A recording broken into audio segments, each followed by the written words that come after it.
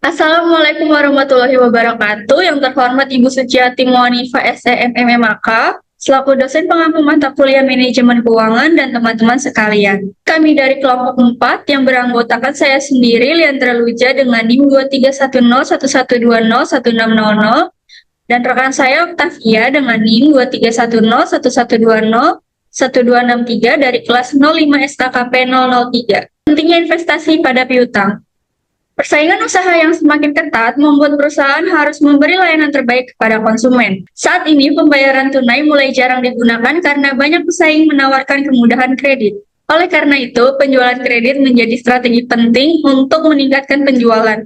Namun, hal ini juga menimbulkan piutang dagang sebagai tagihan perusahaan kepada konsumen. Piutang merupakan bagian dari investasi perusahaan, karena sebagian dana dialokasikan untuk mendukung penjualan kredit. Besar piutang dipengaruhi oleh beberapa faktor. Yang pertama itu ada volume penjualan kredit.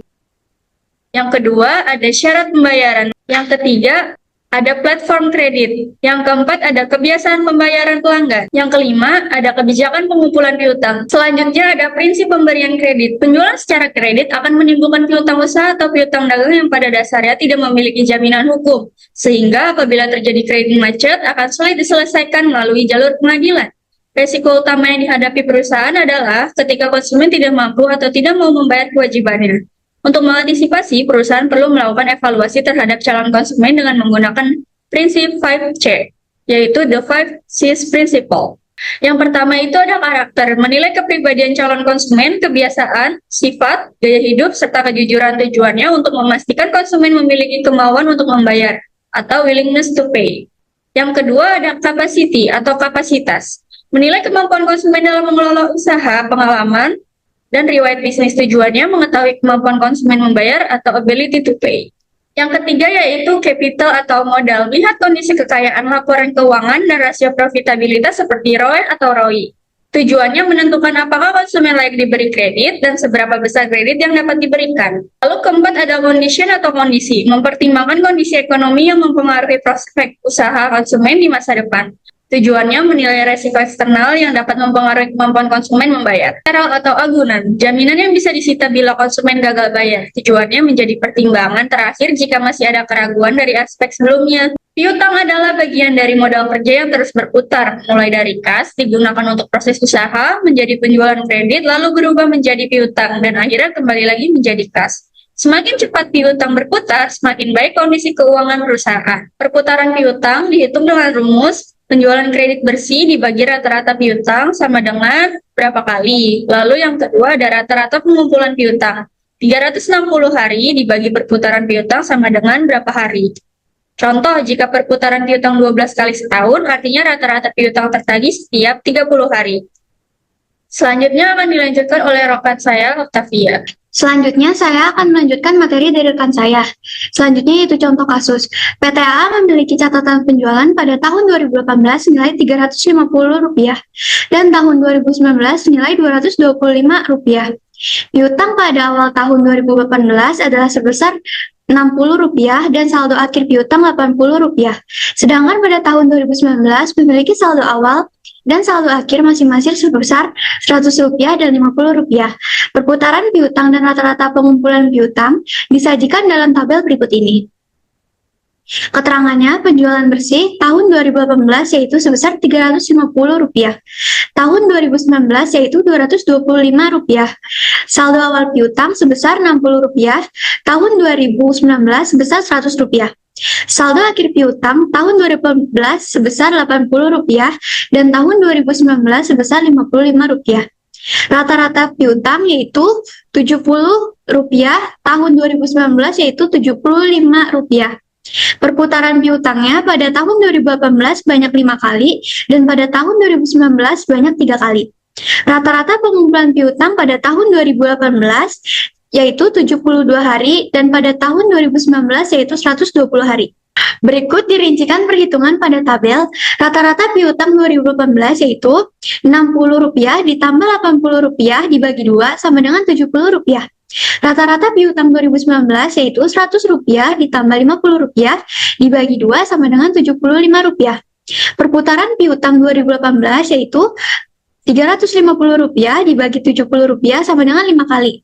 Perputaran piutang pada 2019, Rp225 dibagi Rp75 sama dengan 3 kali. Rata-rata pengumpulan piutang 2018, 360 hari dibagi 5 kali sama dengan 72 hari. Rata-rata pengumpulan piutang 2019 yaitu 360 hari dibagi 3 kali sama dengan 120 hari. Anggaran pengumpulan piutang atau receivable collection budget. Piutang adalah aset lancar, tetapi bersifat kurang liquid karena tidak bisa langsung digunakan kapan saja. Perusahaan pada dasarnya lebih menyukai aliran kas atau cash flow dibandingkan jumlah piutang yang besar.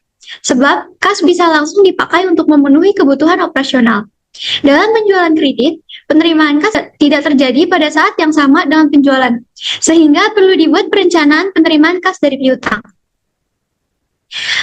Perencanaan penerimaan kas dari piutang disebut anggaran pengumpulan piutang atau receivable collection budget.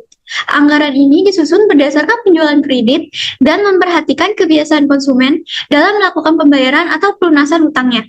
Dengan adanya anggaran ini, perusahaan dapat memperkirakan kapan piutang berubah menjadi kas, sehingga arus kas lebih terkontrol.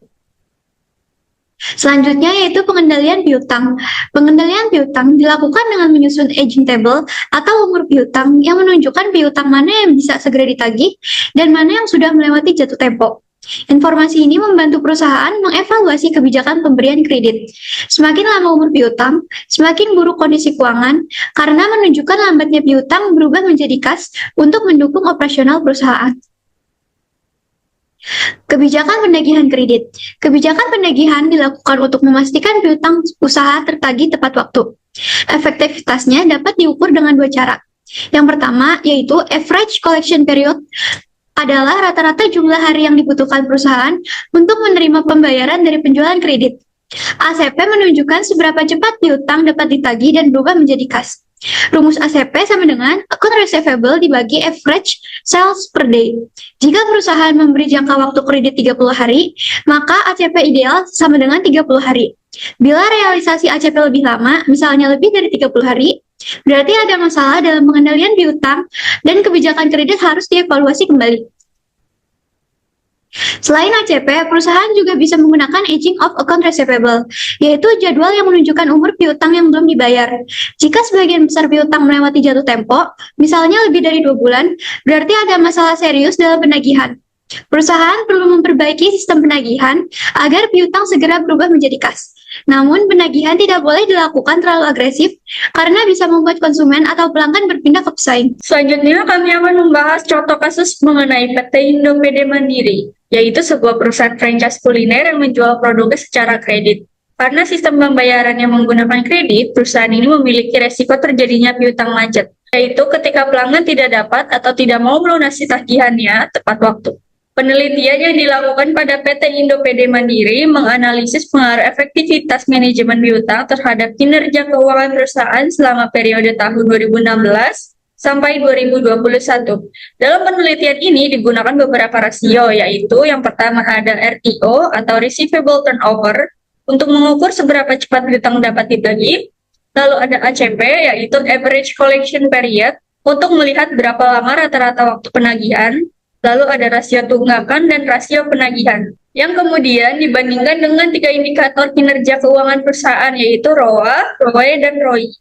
Dari hasil penelitian ditemukan bahwa RTO berpengaruh terhadap ROA, ACP berpengaruh terhadap ROE, sementara itu rasio tunggakan dan rasio penagihan terbukti berpengaruh terhadap ketiga indikator kinerja keuangan. Kesimpulannya, pengelolaan piutang yang efektif dapat meningkatkan profitabilitas perusahaan, sedangkan piutang yang menumpuk atau tertunggak justru menurunkan kinerja keuangan.